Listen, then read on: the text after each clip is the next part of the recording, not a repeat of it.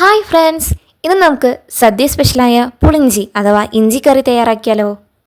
അതിനായി നമുക്ക് ആവശ്യമായിട്ടുള്ളത് 2-3 ബെല്ലം, ശർക്കര അരിഞ്ഞു വെച്ചത്, ഉപ്പ്, മുളക് പൊടി, മഞ്ഞൾപ്പൊടി, കടുക്, ഇഞ്ചി, കറിവേപ്പില, ഒരു വലിയ ചെറുനാരങ്ങയുടെ എളുപ്പത്തിലുള്ള പുളി, 2 വറ്റൽമുളക് എന്നിവയാണ്.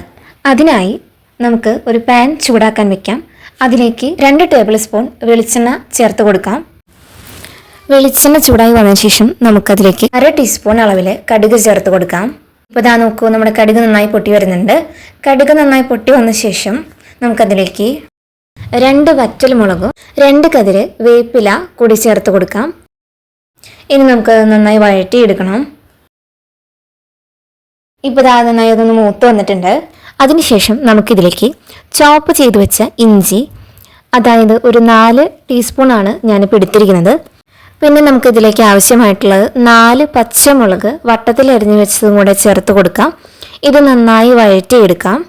ഇതിലോട്ട് ആവശ്യത്തിന് ഉപ്പ് ചേർത്ത് കൊടുക്കുക. അതിനുശേഷം നമുക്കിതിലേക്ക് 1/2 ടീസ്പൂൺ മുളക് പൊടിയും 1/4 ടീസ്പൂൺ മഞ്ഞൾപ്പൊടിയും കൂടെ ചേർത്ത് കൊടുക്കാം. ഇനി നമുക്ക് നന്നായി മിക്സ് ചെയ്ത് കൊടുക്കാം. ഒരു ഗോൾഡൻ ബ്രൗൺ ഷെയ്ഡിൽ എത്തുന്നത് വരെ ഇളക്കി കൊടുക്കാം. കരിയാതെ പ്രത്യേകം ശ്രദ്ധിക്കണം. ഇനി നമുക്ക് ഇതിലേക്ക് പുളിവെള്ളം ചേർത്ത് കൊടുക്കാം. എല്ലാവർക്കും അറിയാമെങ്കിലും ഞാൻ പറയാണ്, പുളിവെള്ളം നമ്മൾ ഉണ്ടാക്കുന്നത് 10-15 മിനിറ്റ് ഞാൻ നേരത്തെ കാണിച്ച അളവിലുള്ള പുളി ചൂടുവെള്ളത്തിലിട്ട് വെക്കുക.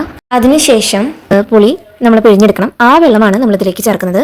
ഇനി ഇത് തിളച്ച് വന്ന ശേഷം നമുക്കിതിലേക്ക് ശർക്കര ഗ്രൈൻഡ് ചെയ്ത് വെച്ചിരിക്കുന്നത് ചേർത്ത് കൊടുക്കാം. ഞാനിപ്പോൾ എടുത്തിരിക്കുന്നത് 4 ബെല്ലം ശർക്കരയാണ്. നിങ്ങൾക്ക് അതിലധികം വേണമെങ്കിൽ അതിനനുസരിച്ച് ചേർക്കാവുന്നതാണ്. ഇപ്പോൾ നന്നായി തള വന്ന് തുടങ്ങുന്നുണ്ട്. അതുകൊണ്ട് നമുക്ക് ലോ ഫ്ലെയിമിലിട്ട് വെക്കാം. നമുക്കിതിൽ വെള്ളം നന്നായി വറ്റി കുറുകി വരുന്നത് വരെ ഇടവിട്ട് ഇളക്കി കൊടുക്കാം. ഇപ്പോൾ നോക്കൂ, നന്നായി കുറുകി വന്നിട്ടുണ്ട്. ഈ ഒരു കൺസിസ്റ്റൻസിയാണ് നമുക്ക് ആവശ്യമായിട്ടുള്ളത്.